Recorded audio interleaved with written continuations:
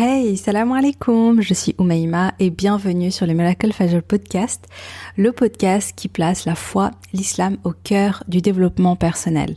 Ce podcast, c'est pour toutes les femmes musulmanes qui veulent reprendre leur vie en main, qui veulent progresser avec sérénité et lâcher prise, tout en préparant leur vie après la mort. Parce que oui, on cherche pas uniquement à être sereine, à être épanouie, à vivre une vie accomplie ici-bas, mais également, et j'ai envie de dire surtout, dans l'au-delà. Parce que un jour on quittera cette terre et l'objectif c'est d'avoir vécu à la fois une belle vie ici-bas et une belle vie après, Inch'Allah, qu'Allah nous accorde ça. Donc aujourd'hui, ma petite hypothèse d'ailleurs, c'est « Et si le bonheur appartient à ceux qui se lèvent pour le Fajr ?» Aujourd'hui, ce premier podcast, c'est un podcast un petit peu spécial parce que je vais vous présenter un petit peu le contenu qui nous attend dans les prochains épisodes. Je vais vous parler un petit peu de pourquoi j'ai créé ce podcast et quel est le but derrière et vraiment pourquoi est-ce que je fais ça. Il faut savoir que j'avais l'idée de lancer un podcast, me trotte dans la tête depuis longtemps.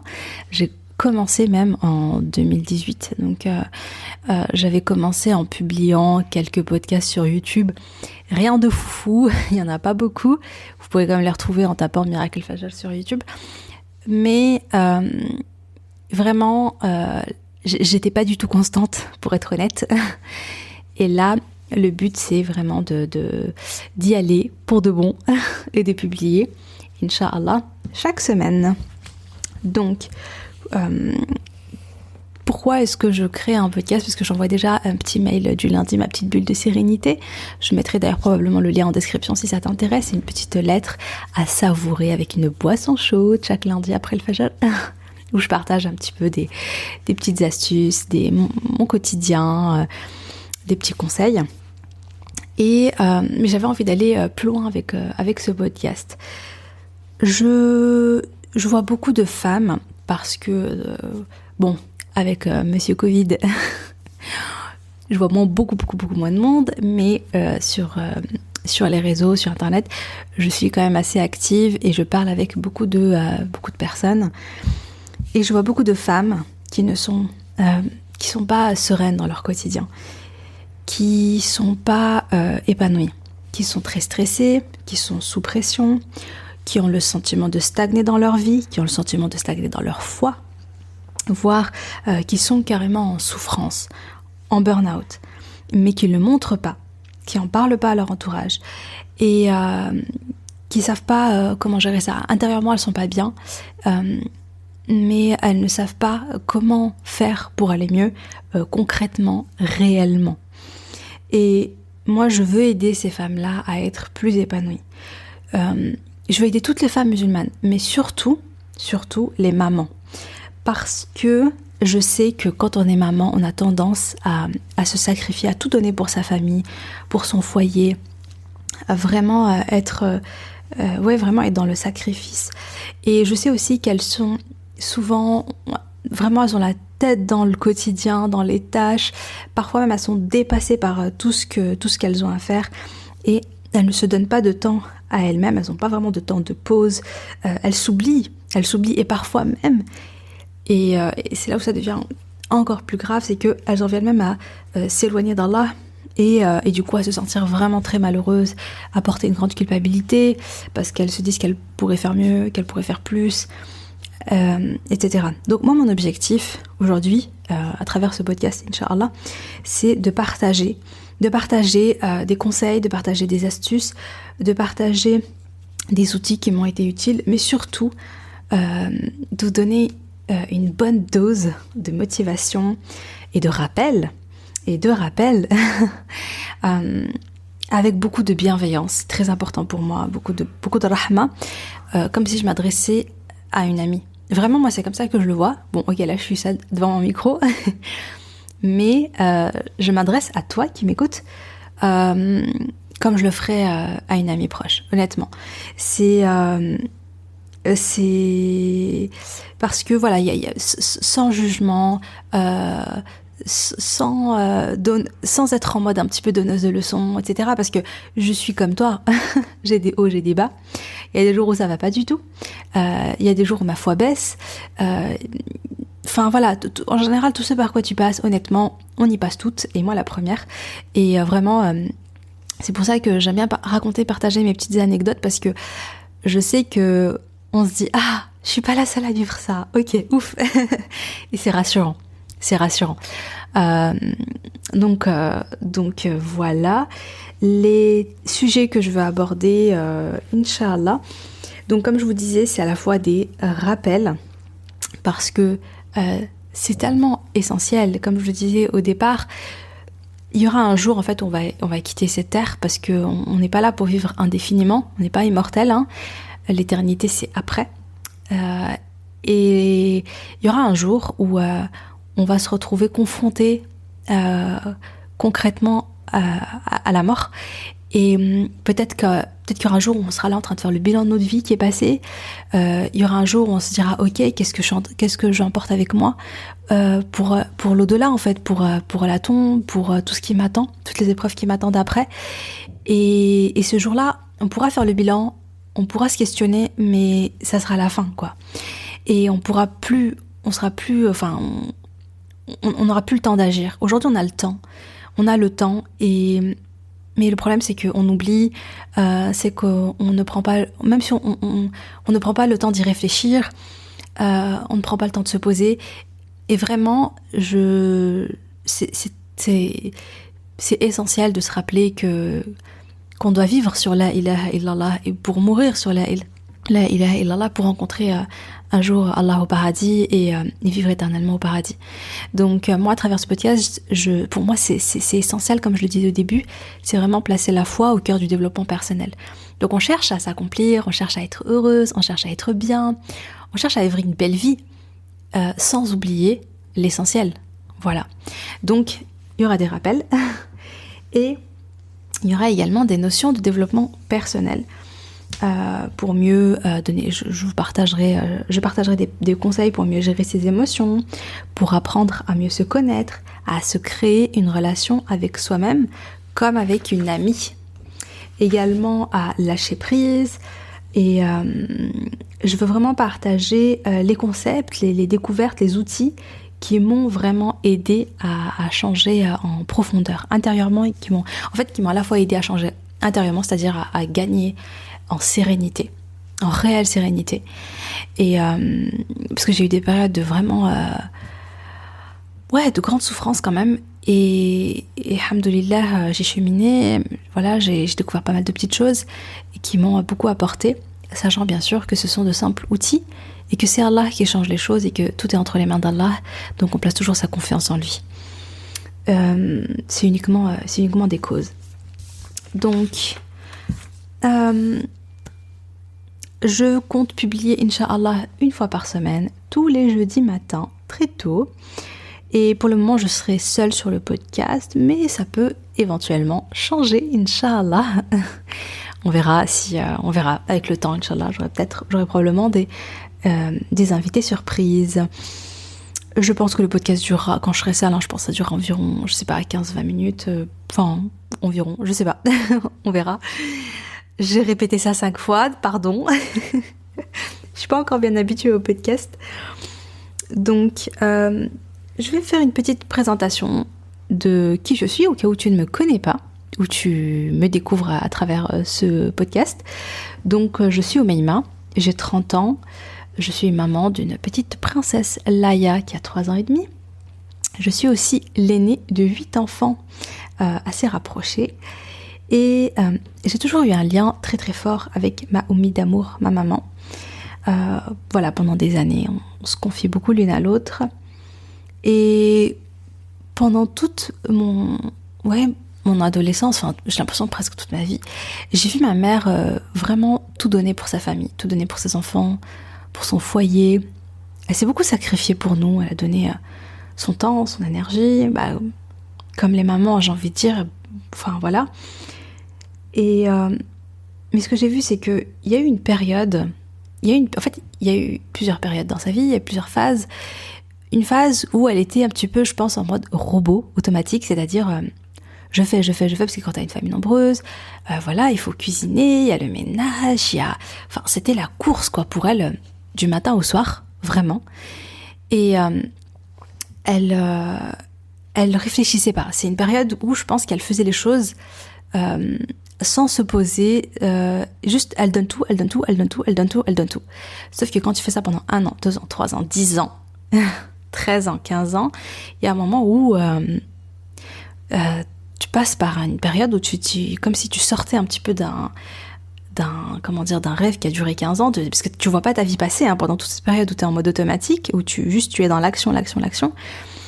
T'as l'impression que tu ne vois pas ta vie passer, et je crois qu'elle a eu une espèce de prise de conscience où elle se dit, mais attends, où est passée ma vie, qu'est-ce que j'ai accompli finalement, et ce sentiment un petit peu d'avoir tout donné, mais de pas avoir eu en retour, ce sentiment d'avoir que 15 ans de ta vie sont passés, mais que toi, t'es resté un petit peu au même stade, quoi. T'as stagné, t'as pas l'impression d'avoir accompli des grandes choses en fait en 15 ans. Et je crois qu'elle a eu une petite période comme ça, comme un petit burn-out, où elle en a souffert, mais elle a aussi eu une prise de conscience, et elle s'est pris en main. Elle a décidé d'agir, elle a décidé de prendre soin d'elle, et surtout de s'investir pleinement pour sa akhira. Mais ça, c'est quelque chose qui l'a toujours caractérisée, honnêtement. Elle a toujours eu une belle relation avec Allah, et très très inspirant d'ailleurs. Ma mère, c'est une grande source d'inspiration pour moi, qu'Allah lui fasse miséricorde.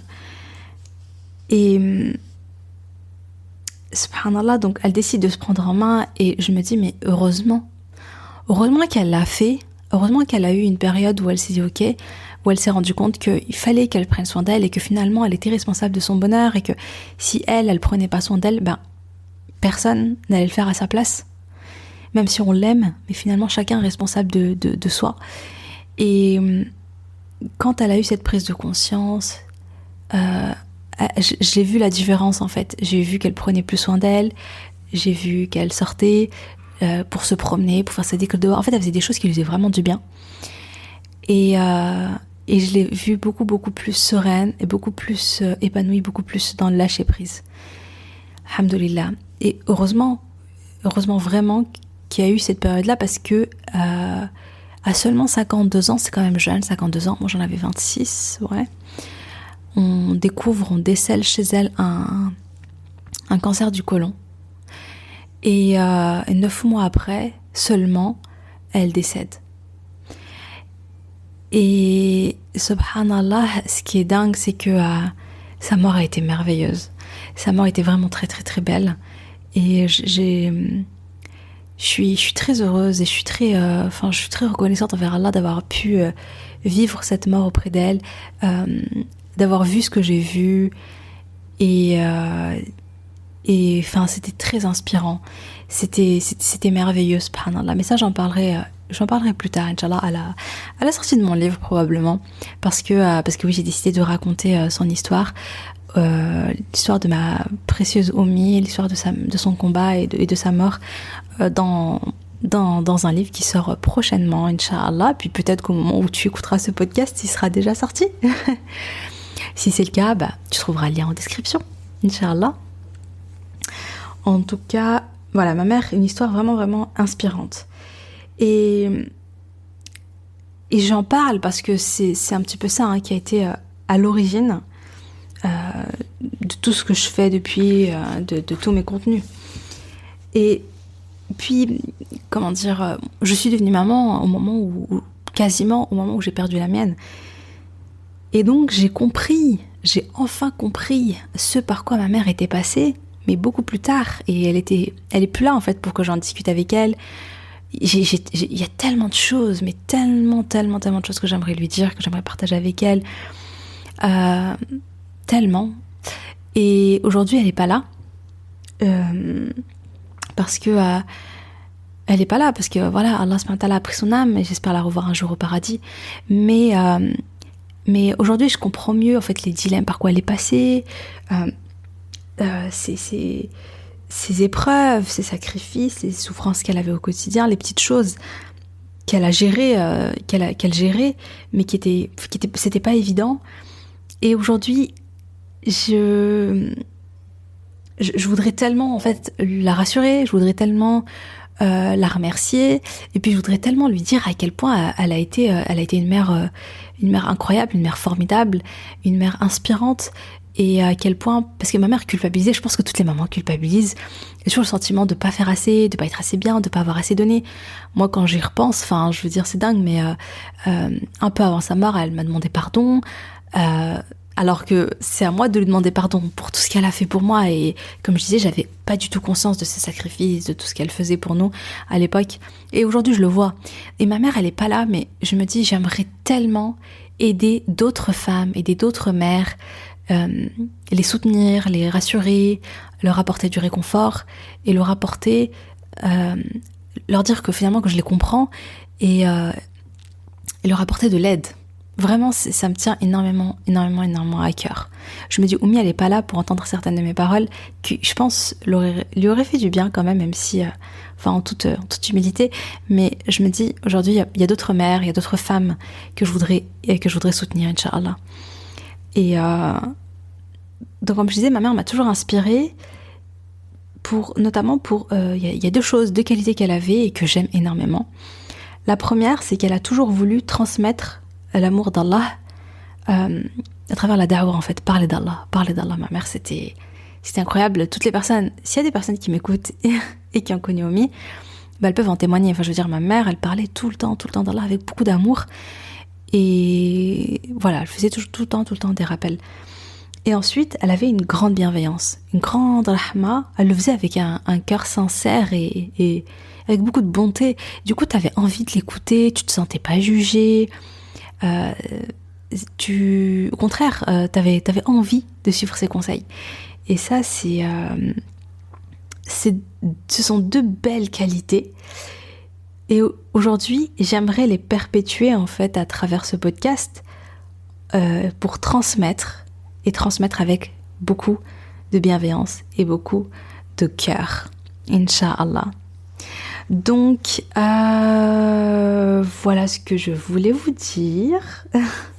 Oui, les prochains podcasts, Inch'Allah. Le prochain sera, je vais vous donner un petit peu les sujets des prochains podcasts. Le prochain... je me suis beaucoup répétée. Ce sera l'histoire du Miracle Fajr.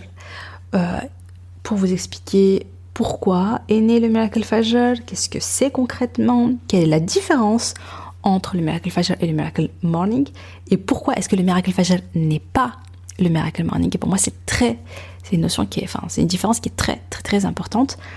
On clarifie tout ça, Inch'Allah, dans le prochain épisode. Également les bienfaits du Miracle Fajr, etc.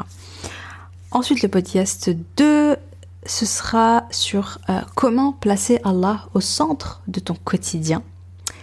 Voilà, je pense que ça va en intéresser plus d'une. Je partagerai les conseils que Oumi m'a donnés, certains conseils, ce que elle faisait concrètement au quotidien pour mettre la ilaha illallah vraiment comment elle faisait pour vivre finalement sur la ilaha illallah. Donc je vais vous partager des choses, je pense, qui vont vous plaire. Et enfin, le troisième podcast, c'est le Muslim Mindset à développer pour avoir une vie sereine, sachant que mindset, ça veut dire état d'esprit. Et donc le Muslim Mindset, c'est un petit peu l'état d'esprit du croyant pour avoir une vie sereine. Quelle qualité il faut avoir, quelle qualité il faut développer. Donc voilà, je suis très heureuse d'avoir partagé ce premier podcast avec vous. Et même s'il était franchement imparfait, c'est pas grave. On avance dans l'imperfection. Si tu me suis, tu connais très bien cette phrase. On se lance, on fait de son mieux, on progresse avec le temps, Inch'Allah. Donc merci pour ton indulgence, si c'est pas top. Et en tout cas, j'espère que ça t'a plu.